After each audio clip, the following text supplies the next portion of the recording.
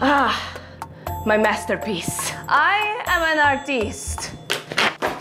Hello, welcome to Nerdy and Quirky.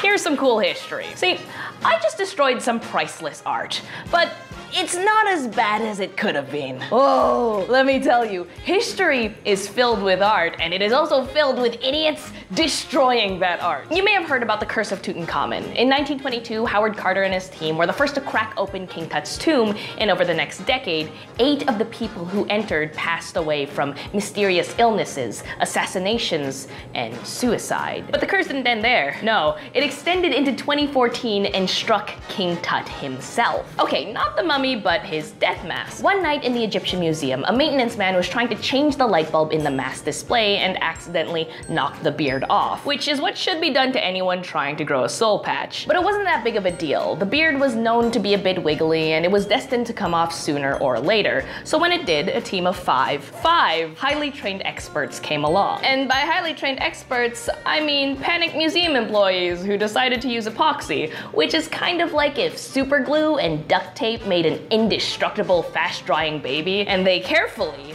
put way too much and they missed. Uh-oh. They got the epoxy on King Tut's face and then just took a spatula and scraped it off, like what you do if you get food stuck on a paper. Except the paper is a priceless historical artifact. Speaking of failed restorations, Ecce Homo. They're the words Pontius Pilate spoke as he presented a tortured Jesus Christ, and the name of a painting of an even worse off Jesus Christ. You probably heard about this one, so I won't dwell on it, but it is my favorite. Cecilia Gimenez, an 84-year-old Spanish granny just wanting to make the world a more beautiful place, tidying up like grandmothers do, saw this fresco flaking apart on the wall of her local church. So she asked the priest if she could fix it, and she fixed it.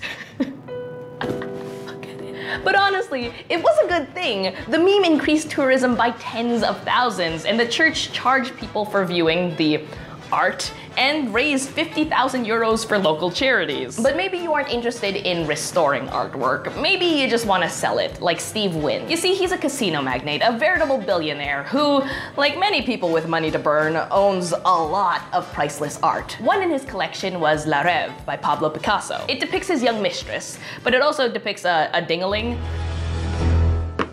That's a penis! And it could have been the most expensive dick pic in history, because when Wynn decided to sell the piece, he arranged a $139 million deal with an art collector. It was all set to go, they just needed to exchange the money for the painting. So Wynn needed to say goodbye. He and a few friends gathered around the painting, and Wynn, an enthusiastic speaker with terrible peripheral vision, gestured with his right arm and ripped a 2-inch hole right through the painting. But he's stupid rich, so his response was to continue drinking with his friends, and then the next day casually call his art dealer and say, "Bill, I'm gonna ruin your day." But at least they all recognize the value of the art they accidentally destroyed. The same cannot be said for Ben Temperley. In the 1950s, as a teen, he was working as a milkman. On his route was Lawrence Lowry, a painter whose works are regularly sold for millions of euros. One day, Temperley delivered some milk, which Lowry promptly opened and accidentally spilled all over a sketch. It was ruined, so he passed it to Temperley and asked him to throw it away. As time went on, Temperley kept delivering milk, and Lowry would occasionally pass him a sketch. Temperley kind of just assumed that Lowry wanted him to throw it away, so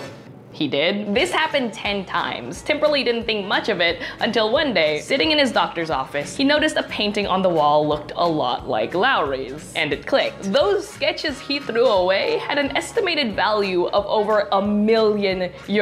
However, all of those were classic artworks. What about ancient ones, as in prehistoric? In 1992, this church youth group wanted to clean up their village. Forget about trash on the ground, they wanted to wipe graffiti off the walls of the local Merrier's cave. So this group of 70 well-intentioned teens started scrubbing at the cave, not realizing that they were scratching away at 15,000-year-old bison paintings. Oh, it's so tragic. Oh. The only thing officials could really say was, "Stupid! That was stupid!" Which it was. All of this is so stupid and I love it. Anyway, that was just some cool history on destroyed art, my favorite topic. Now, what about you guys? What is your favorite piece of art? Is it a priceless painting or a sick meme? Tell me down below. If you like this video or you just want to support the show, liking and sharing would help out so much. But either way, have a lovely day.